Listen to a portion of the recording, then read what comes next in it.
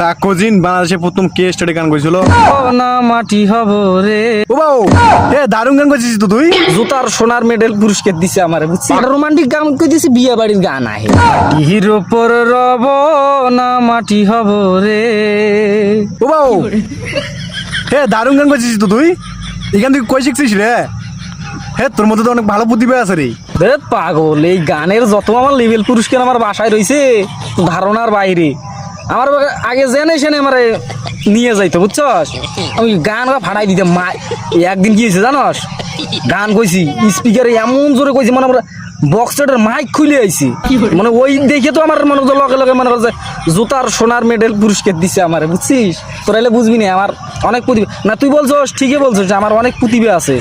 পাগলা এক সময় রেকর্ড করা গাইছিলাম, মনে করো যে গলামালা বৈশা গেছে, বয়স হয়ে যাইতেছে না। মানে আগে গলাটা তো চিকন আছিল, আরো সুন্দর সুন্দর গান গাইছিলাম। আর পাগলা আমার তো তুই বললি না প্রতিভা, আমার অনেক প্রতিভা আছে, অনেক প্রতিভা আমার। আমার ইতিহাস তুই শুনলে মনে করো যে ওই কথা না বললেও না চলে, তাও বলি তোরে। মানে একদিন অনুষ্ঠানের বাড়িতে আমি গেছিলাম, যা আমার বলে, আমার স্বাস্থ্য ভাই বলে যে ভাই আপনি তো ভালো গান গান, আপনি একটা গান বলেন। তবে বিশ্বাস করবেন, আমার মাইক পিস দিছে আমার হাতে।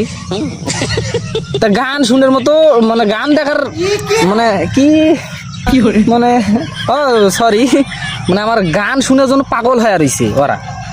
কারণ ভাই মাইক পিস যে নষ্ট, এটা কি আমি জানি? গান কইতেছি কিরম জানি, একটা রোমান্টিক গান কইতেছি, বিয়ে বাড়ির গান আহে। এটা ইতিহাস না, অনেক ইতিহাস আমার লাগে, অনেক ইতিহাস আমি করছি।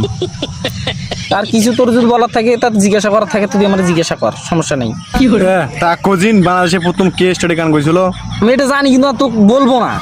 কিন্তু এই জ্ঞান তোর মাথায় এখনো আসে নাই। ভালো পেশাল যা।